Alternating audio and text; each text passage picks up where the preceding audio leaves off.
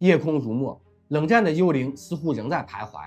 半个世纪前，美国的 SR-71黑鸟以马赫3的速度掠过铁幕之上，让苏联的导弹和战机都只能望尘莫及。那是一段属于速度的传奇，一个人类工程极限被不断改写的时代。今天，故事的主角换了名字，它被称为 SR-72暗星，一款据说能飞到马赫6的高超音速侦察机。有人说它是黑鸟的继任者，也有人认为它只是洛马臭鼬工厂的一段神秘传说。问题是，为什么美国要在21世纪重启黑鸟神话？ SR-72凭什么能突破马赫6的速度壁垒？而在反介入防御网越织越密的今天，它的命运又会如何？大家好，这里是 High Weapon， 我是 Jason。今天我们就带你走进这架传说中的高超音速侦察机 SR-72暗星。冷战年代，美苏之间的情报战几乎和核武器竞赛一样激烈。美国急需一种能够穿透苏联防空网获取战略情报的工具，于是洛克希德臭鼬工厂推出了一个看似疯狂的方案，让飞机飞得比导弹还快。1996年 SR-71正式服役，它的外形仿佛一只掠食的猛禽，机身漆黑，机翼修长，双发喷口在高空中拖出至白的光焰。凭借钛合金结构和普惠 G58涡喷发动机，它能在24公里高空以超过马赫3的速度巡航。换句话说，它快到足以跑掉所有拦截导弹。黑鸟的传奇不止在数据上，它在20多年服役生涯里执行了上千次侦察任务，穿越过苏联、越南、中东最危险的天空，却从未被敌方击落，甚至连苏联的 S-75、S-200导弹都只能看着它从雷达屏幕上一闪而过。这让 SR-71获得了一个几乎神话般的头衔——零战损传奇。然而，传奇并不代表永恒。到了1990年代，卫星侦察技术逐渐成熟，成本更低，覆盖更广，而黑鸟的维护费用却高得惊人，每飞行1小时需要数百小时的地勤维护。最终，美军在1998年彻底退役了 SR-71，把速度的王冠暂时放下。但故事并没有结束，冷战后的世界依然危险，反介入防御体系愈发严密。美国逐渐意识到，仅靠卫星和亚音速无人机并不能解决所有问题。于是，一个新的问题摆在五角大楼面前：如果要在21世纪的天空里再次拥有能突破防空网的黑鸟，它应该是什么模样？答案就是后来的 SR-72暗星。冷战结束后，美国一度以为天空已经属于自己，侦察卫星、全球鹰无人机，再加上 F-117、B-2这样的隐形机群，似乎能满足所有战略需求。但现实很快证明，这是一种奢望。在反恐战争的年代，美国需要的是长时间盘旋在战区上空的耐心之眼。所以像 MQ-1捕食者、RQ-4全球鹰成了前线常客。但问题在于，它们的速度太慢，飞行轨迹太可预测，面对拥有先进防空系统的国家时，几乎毫无胜算。与此同时，大国竞争再次抬头，俄制 S-400、S-500这样的远程防空系统不断扩展，反介入区域拒止网络越来越密，传统侦察机和无人机根本无法穿透。卫星虽然能从太空拍摄，但它们的轨道固定，飞跃时间可预测，而且一旦进入战争状态，卫星很可能成为第一波攻击目标。就在这样的背景下，美国重新审视了一条看似过时的思路：如果不能躲，那就比谁都快。2007年，洛克希德马丁臭鼬工厂在一次行业会议上，首次暗示了下一代高超音速侦察打击平台的存在。2013年，航空周刊更是直接报道了一个代号 SR-72的计划，目标是马赫6。文章中直接指出，这架飞机将采用涡轮超燃冲压组合引擎 TBCC， 既能像普通喷气机一样起飞，又能在高空点燃超燃冲压发动机，飞入高超音速。从那时起， SR-72就像一颗投向军事圈的烟雾弹。五角大楼没有正面承认，洛马的工程师也只给出模糊的暗示。但越是模糊，越让外界好奇，这是否意味着黑鸟的继任者真的已经在暗处孕育？对于美国来说，这不仅仅是一次技术炫耀，而是一种战略必然。因为在未来战场上，谁能率先掌握高超音速平台，谁就能在情报与打击的博弈里抢占先机。于是 SR-72暗星的传说就在冷战遗产与现代威胁的夹缝中被逐渐塑造出来。要让一架飞机飞到马赫6，难度几乎等同于造一艘能在太阳表面游泳的潜艇。SR-72想要成为暗星，必须跨越3个看似不可能的门槛：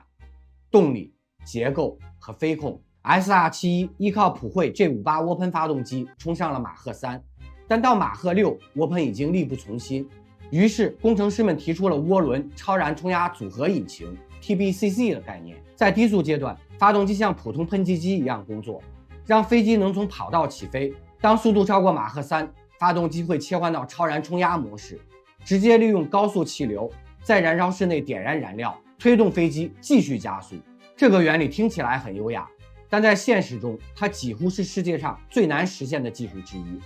燃烧必须在不到1毫秒的时间内完成，任何气流紊乱都可能导致熄火。换句话说，点火时机如果晚了，就像在风暴中点火柴一样，不可能成功。在马赫6的速度下，飞机表面温度会超过1000摄氏度，足以让普通金属软化甚至融化。SR-71曾经用钛合金撑住马赫3的热量，但对于 SR-72来说，钛已经不够。新一代的碳复合材料、陶瓷基复合材料成为唯一选择。机体必须像烤炉中的刀片一样，在持续高温下依然坚固。这意味着 SR-72不仅是一架飞机，还要是一个会飞的耐高温实验室。在高超音速下，空气变得像岩石一样坚硬，任何细微的控制动作都会被放大成剧烈的气动震荡。飞行员几乎无法直接操控，必须依靠先进的飞控系统进行实时修正。更棘手的是 SR-72还要兼顾隐身性能，高速下的等离子效应可能暴露它的位置，雷达散射截面积也难以控制。这就是 SR-72面临的3种挑战：动力如何切换，机体如何耐热，飞控如何稳定。每一项单拎出来都是航空史上前所未有的难题。但如果这些难题被突破， SR-72将不只是飞机，而是人类航空的一次质变，一架能在大气层边缘以火箭般的速度完成侦察与打击的空中暗星。如果把 SR-72想象成一种带着显微镜和手术刀的战机，它既负责看清战场，也负责清理战场。要理解它的价值，必须先说清它的2重身份，既是实时情报平台，又是可以施加打击的突击者。SR-72的第一条规则是，速度等于战时决策的时间窗口。传统侦察机负责拿照片，卫星负责全景，而 SR-72的任务是把发现与处理合并成一个动作。它能在数小时内抵达敏感区域，拍下高清画面，并在确认后直接投放小型精确武器，完成即时打击。因为当情报与打击在同一架飞机上完成，指挥链的反应时间从小时级、天级直接压缩到了分钟级。说白了，就是把看见之后去申请打击的冗长流程变成了看见就打，而这正是 SR-72试图带来的战术颠覆。不过要实现这一点，它必须先解决如何在敌方重火力下生存与回传情报的难题。接下来我们看它需要面对的目标环境。现代大国防御不再只靠单一导弹，而是一整套层级防御。远程预警雷达把视线铺开数百公里，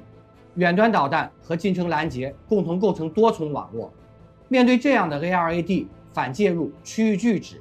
慢速平台很容易被提前发现并锁定，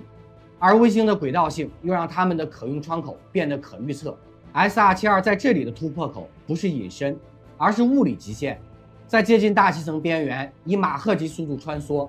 敌方要在极短时间内完成探测、跟踪、定位和拦截，几乎没有足够的余地。也就是说 SR-72用时间流压缩来对抗空间防御，它用快把防御变得来不及，这正是其战术逻辑的核心。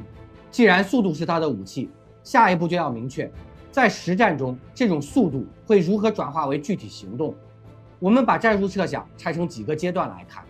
想象一场危机，侦察卫星在远端发现异常集结，但还不足以断定是否需要先发制人。SR-72接到命令后，从远端基地起飞，几个坐标、几十分钟，它就能飞临目标上空。到达后，它用合成孔径雷达与光电红外系统快速确认目标，再把数据实时传回指挥中心。若需要干预，它可以立即投放小型高精度武器，直接摧毁关键节点，比如雷达站、发射车或指挥节点，然后在敌方完成反应链前高速撤离。注意这里的2个关键点：第一，整个链条强调时间短、节奏快；第二 ，SR-72并不是孤军突进，而是作为先手打击器，进入更大的作战节奏。这也决定了它必须与其他作战单元无缝协同。卫星负责态势预警，无人机负责持久监视，传统战机和轰炸机跟进深度清理。说到协同，这就引出它在联合作战体系里的具体角色与价值。在联合作战中， SR-72的位置更像是闪电斩断者，或者是时间压缩器。卫星出宏观地图，无人机提供滞留观察， SR-72则在关键时刻冲进去做决定性的打击。它能为后续大编队打开一个短暂窗口，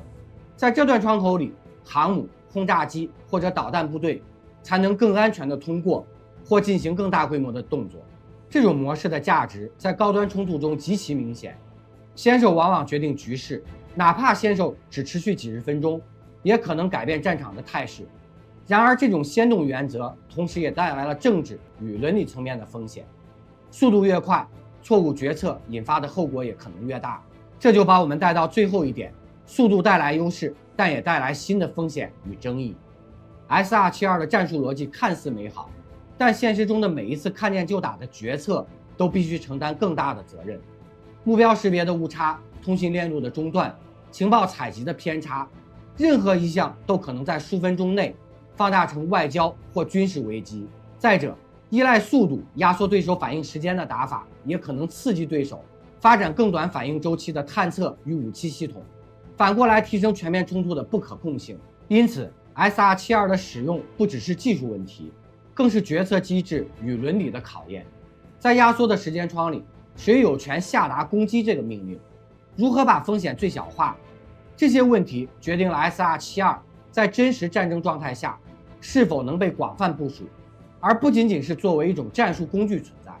所以 SR-72的作战逻辑既简单又复杂。简单在于它追求速度决定时间窗的直接性，复杂在于它如何嵌入已有的情报、监视与打击链条，并在极短时间内承担重大决策责任。刚才我们讲了 SR-72在战场上的想象，现在要回到现实，把美好的战术设想和现实工程做一个对照，哪些是已有证据支撑的，哪些还停留在概念或演示样机阶段。换句话说，传说中的暗星离我们到底有多远？关于 SR-72的信息主要来自3个渠道：行业媒体的调查报道、洛马以及相关承包商在公开场合的模糊表述与专利申请，以及国防预算表里的影子条目。媒体层面，几次行业刊物曾披露过所谓高超音速侦察打击平台的概念，这些报道往往引用匿名工程师或合同文档片段。专利和技术论文显示， TBCC 耐热复合材料与高速数据链等关键技术确实有研发投入，预算表里国防承包与研究拨款，存在于高超音速飞机相关的项目代码，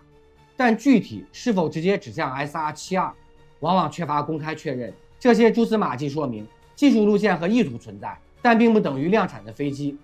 换句话说，信息是真实的，但它们更像工程演进的注脚，而不是交付合格战机的证明。接下来我们来看内部工程与实验阶段的差别。工程领域有一句粗暴但实在的话，把原理在实验室里跑出来，并不等于能在战场上可靠运作。SR-72的每一项核心技术， TBCC 引擎可切换点火，复合材料在长时间高温下的疲劳寿命，以及高超音速下的整体气动稳定，在实验室里可能都已取得阶段性进展，但把它们集成到一台可重复出动、易维护的飞机上，是完全不同量级的工作。实验室能演示点火、短时间冲压运行或材料样件耐热，但一架战机需要频繁起降、长期维护和空中急停等极端情况的整体可靠性验证。这种从样件级到系统级的跨越，往往需要大量飞行实验、长期寿命评估和供应链成熟度保障，这都意味着时间与成本的大幅上升。也就是说，即便工程师手里有多个能行的模块，把它们拼成一架能常态化运用的机体，仍然可能面临多年拖延。高超音速平台从设计之初就注定价格昂贵，高温材料、特殊制造工艺、以及为保证安全而设计的冗余系统，都会拉高单位小时飞行成本。对军方来说，衡量一项武器是否值得投入，不只是看性能，还要看每小时飞行成本、维护周期、地勤人员培训与后勤链是否能够支持长期运行。SR-71的历史告诉我们，即便在冷战时期，这类高性能侦察机的维护成本就曾让决策者生心疑虑。在今天，五角大楼还要在 B-21下一代战斗机、高超音速导弹与太空资产之间分配有限预算，谁先拿到钞票，往往决定一个项目能否走下去。因此，安星要从工程样机变成战术工具，必须证明它的成本效益，它带来的先手优势是否足以抵消长期运营的沉重代价。这是一个政治与经济的现实问题，不仅仅是工程问题。既然谈到政治，我们还要注意信息公开与外交影响。SR-72在公众语境里被神化，影视与媒体常把它包裹在神秘、速度与未来科技的光环中。但军用项目有个常态，保密往往导致信息缺失，而信息缺失又被想象填补。五角大楼或承包商低调，并不意味着项目不存在，但同样，公众的肯定也不能替代严格的证据链。原型飞机视频、测试基地的实际照片、正式拨款说明等，而影视作品会放大概念效果，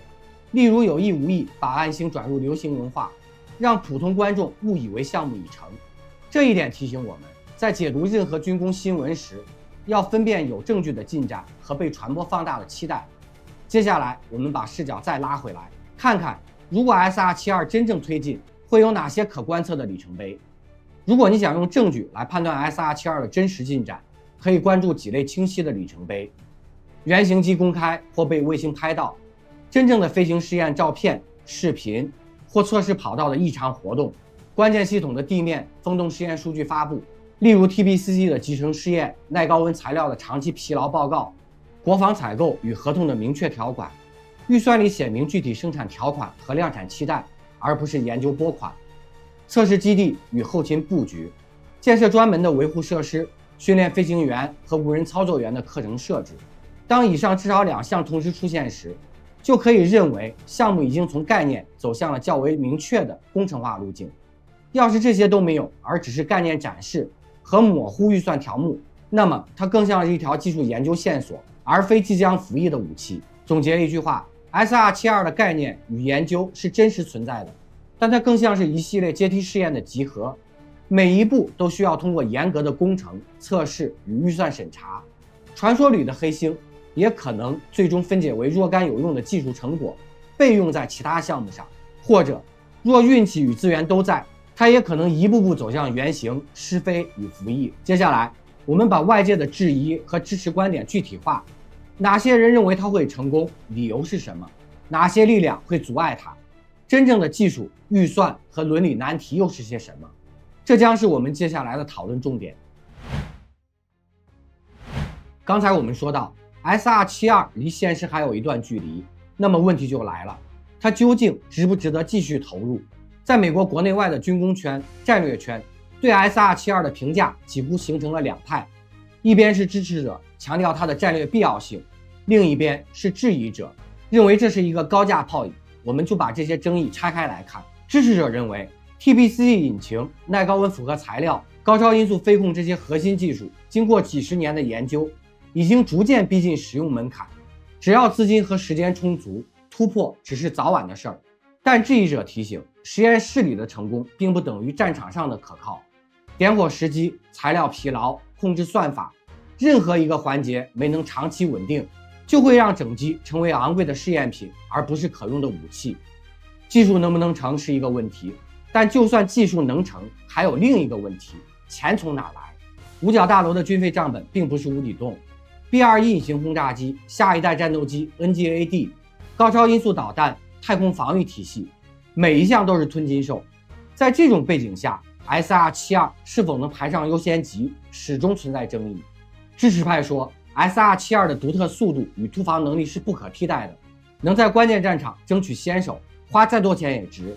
反对派则认为，与其花数百亿美元建造一支小规模、成本高的机队，不如把钱投到无人化、卫星网络或导弹防御这些更现实的领域。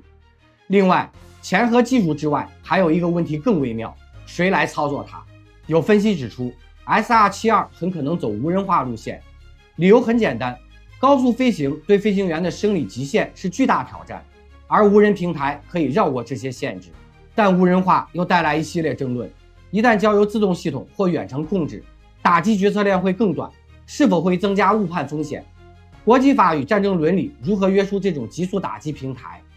如果通讯链路被干扰，无人 SR-72 是否会成为一架高速失控飞弹？这些问题没有答案，但它们让 SR-72 不再只是工程问题，而成了政策与伦理难题。就在这些质疑声中，依然有人坚持认为 SR-72 不可或缺。支持者强调，在大国竞争中，能否第一时间发现并打击关键目标，往往决定战局走向。SR-72 的速度就是它的最大价值，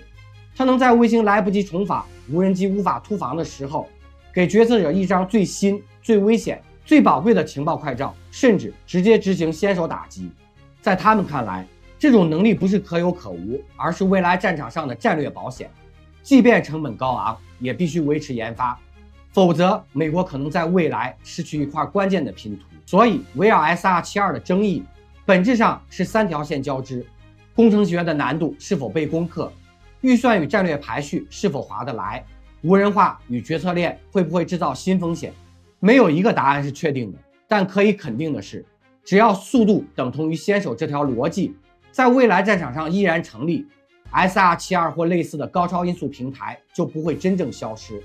它要么成为现实中的武器，要么成为驱动下一代武器的试验场。于是问题来了，如果它真的成功，世界会怎么样变化？如果它失败，又会留下什么样的遗产？之前我们把现实摆在了台面上，也把争议捋清楚了。现在把目光再拉长一些，把 SR-72 放进未来10年、20年甚至更久的时间轴里，会发生些什么？成功时它会怎样改写战争规则？失败时又会为我们留下哪些技术和教训？假设 SR-72 的关键技术被攻克， TBCC 稳定，耐高温材料成熟，系统维护可控，并且五角大楼给出持续投放，那么它的出现将产生一系列的连锁反应。战术层面，高超音速先看先打成为可能，指挥官可以在更短的时间窗口内完成目标识别与干预。许多时间敏感目标，比如移动发射车、临时指挥节点、正在就位的导弹部队将不再安全。战役层面，防御方不得不重构多层防御思路，从静态雷达网转向更分布、更短响应周期的探测体系，同时加强电磁对抗与快速反制手段。战略层面， SR-72 类平台会改变先发制人的成本与门槛。国家在决策是否采取先发行动时，会更多考虑对方是否具备类似的快速反制能力，从而影响危机管理的博弈曲线。产业与技术扩散方面， TBCC、耐高温复合材料、高速数据链等技术会向民用或其他军用平台溢出，推动航天发射、载入器材甚至高速民航的相关研究。总结一句话， SR-72 若成，世界的时间地图将会被重绘，行动速度将会成为更关键的战略变量。但并非所有的大胆设想都会成为最终武器，即便 SR-72 最终未能量产，项目本身也不会是纯粹的空欢喜。失败或被弱化的结果会带来另一类遗产，技术成熟化的零散应用。 TBCC 的部分成果可能被用于高超音速导弹的一段推进，用于航天器的载入隔热材料，或用于工业高温制造的工艺。这些技术碎片往往比一架飞机更容易规模化落地。工程与测试经验、大型复杂平台的整合经验、供应链管理、耐久性试验数据等，都会成为未来项目的宝贵资料库。战略视角的演变，一个被放弃的暗星会让军方和立法者更谨慎地评估高投入、长周期的技术项目，促使更多资源向成本更可控、回报更快的体系倾斜，例如无人平台、网络与太空资源。换句话说，失败不等于浪费，它更可能成为下一轮技术和策略调整的催化剂。无论成功还是失败， SR-72 的存在都会在3个维度留下印记。军事层面，它会促使防御和攻击系统的更新换代，雷达、拦截器、电磁战设备和作战规则都会围绕如何应对高超音速突入进行调整。政治层面，高超音速平台的部署会成为大国博弈的新变量，影响区域军备竞赛、外交博弈和危机信号的释放空间。国家间的信任赤字可能因秒级打击能力而扩散。文化层面，像 SR-71 一样 ，SR-72 或许会进入公众想象，成为电影、小说、游戏的素材，塑造人们对速度、隐秘与力量的集体图式。这些影响交织在一起，说明一个技术项目的意义往往超越了其本身性能参数。回到最初的那个问题， SR-72 值得投资吗？答案不会只有是或否，更准确的说法是 SR-72 的价值体现在速度、即时情报、快速打击以及由此引发的战略适应。即便这架飞机本身未必大规模列装，其技术和思想可能已足够推动一轮新的军事与工程革新。换句话说，暗星的意义既是物理上的一架高速飞机，也是概念上的一种把时间作为攻击与防御核心变量的战略模式。这里是 High Weapon， 我是 Jason。我们今天把 SR-72 暗星从概念、技术、作战到争议，一路讲到了未来与遗产。